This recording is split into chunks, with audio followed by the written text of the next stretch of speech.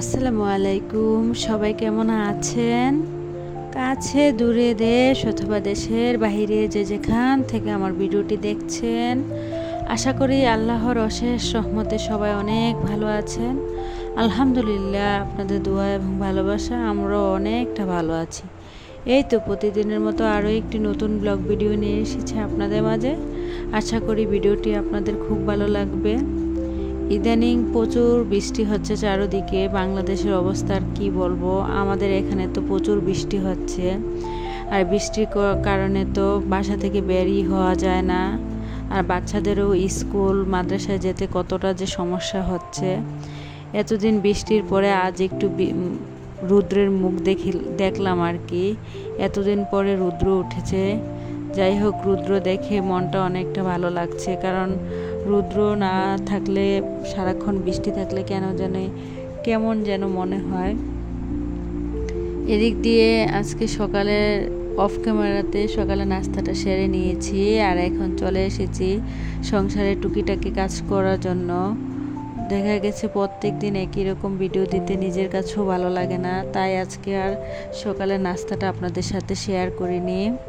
তাই আজকে একটু ঘরের কাজ করব আর কি। এদিক দিয়ে আমার কাঠের ফার্নিচার, যেহেতু বেশিরভাগই আমার বাসার সব ফার্নিচার আমি কাঠেরই ব্যবহার করি। আমি যেহেতু ভাড়া বাসা থাকি, আমি যখন দেশের বাড়িতে থাকতাম আমার সব ফার্নিচারই কাঠের আছে। আমি ওইখান থেকে আসলে সব ফার্নিচার নিয়ে আসতে পারিনি, বাড়িতেই সব কিছু রেখে আসতে হয়েছে।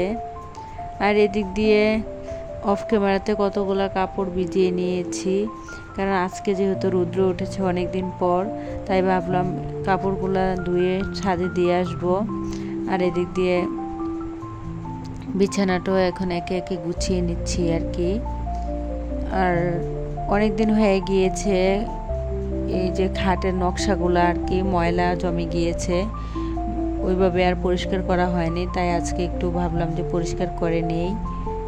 এই তো এদিক দিয়ে বেডটা পরিষ্কার করে বেডশিট বিছিয়ে সব কিছু গুছিয়ে এদিকে চলে এসেছি। টেবিলটা গুছিয়ে নেব এখন।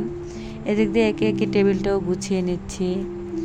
আমাদের প্রতিটা নারী বা প্রতিটি গৃহিণীরই একই অবস্থা। সকাল থেকে সন্ধ্যা পর্যন্ত নিঃস্বার্থভাবে তার সংসার, ছেলে মেয়ে, স্বামী সব কিছুর জন্য খেটে যায়, অথচ তারপরও দিন শেষে দেখবেন কত অবহেলা, কত কথা শুনতে হয় আমাদের মেয়েদেরকে।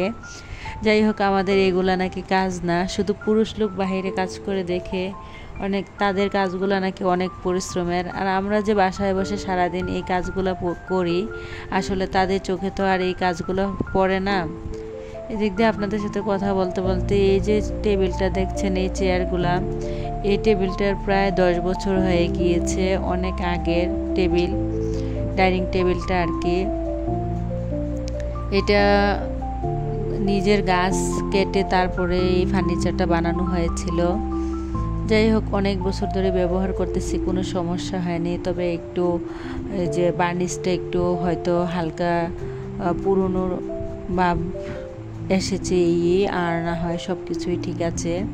যার জন্য আমি কাচের ডাইনিং টেবিল এখন ব্যবহার করি না, কারণ দেখা গেছে আমার যেহেতু একটা ডাইনিং টেবিল রয়ে গিয়েছে, তার কারণে আর কাচের এখন আর আপাতত বানাবো না। যদিও কখনো বানাই তাহলে আপনাদের মাঝে অবশ্যই শেয়ার করব।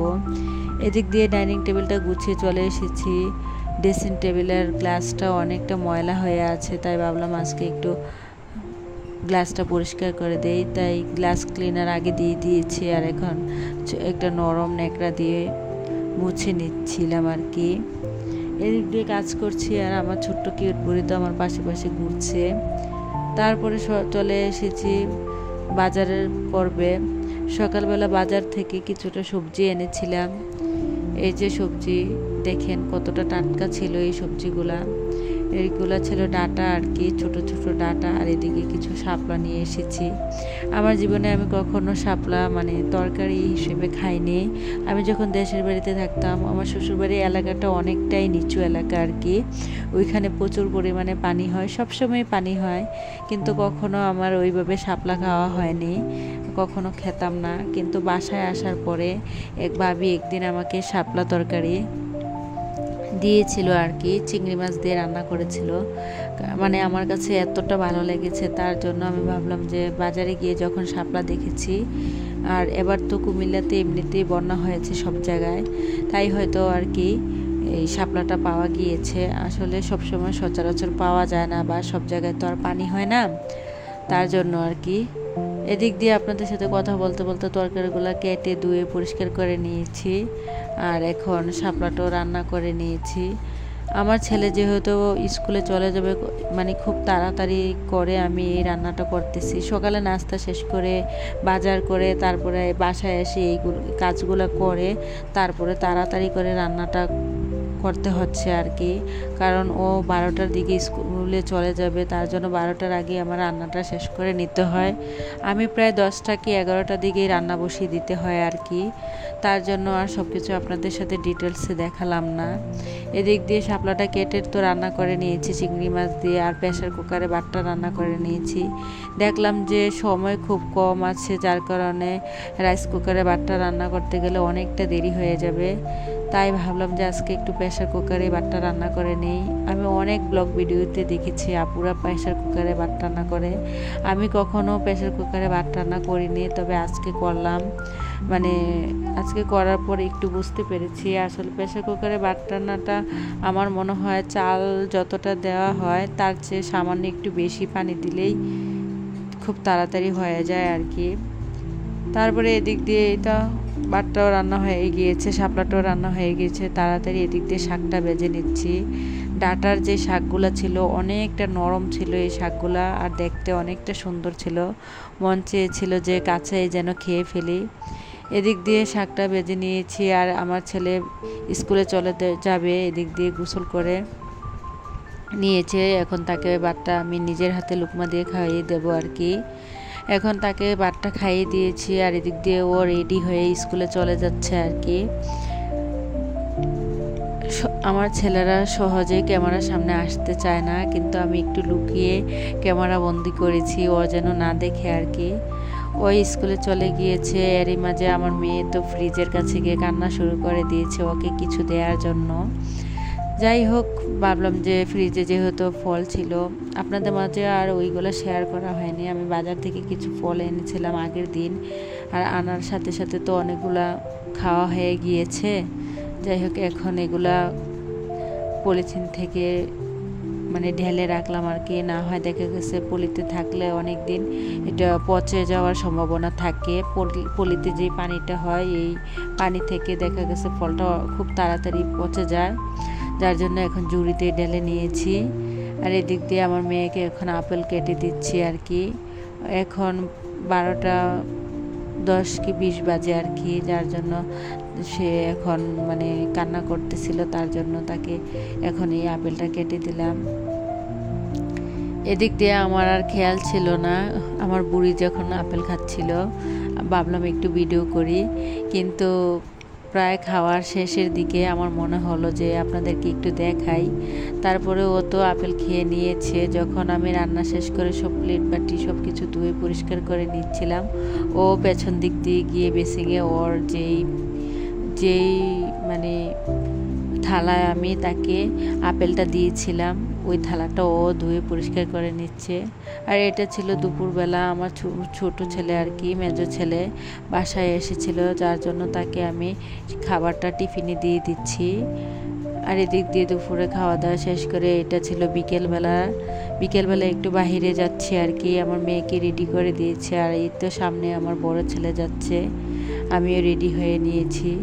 আমাদের বাসাটা মূলত মেন রাস্তা থেকে একটু ভিতরে, 5 মিনিট হাঁটতে হয় আর কি মেন রাস্তাতে যাওয়ার জন্য। এখন বাসা থেকে বের হয়ে মাটির রাস্তা দিয়ে হেঁটে হেঁটে পাকা রাস্তায় চলে যাব, কিন্তু আমি তো আর ওইভাবে ক্যামেরা বন্দি করি না। সব কিছু দেখা গেছে বাইরে গেলে ভিডিও করতে নিলে মানুষ তাকিয়ে থাকে, যেগুলো দেখতে গেলে নিজের কাছে অনেকটা খারাপ লাগে, তার জন্য বাসার পাশেই আমি একটু ভিডিও করে নিচ্ছিলাম।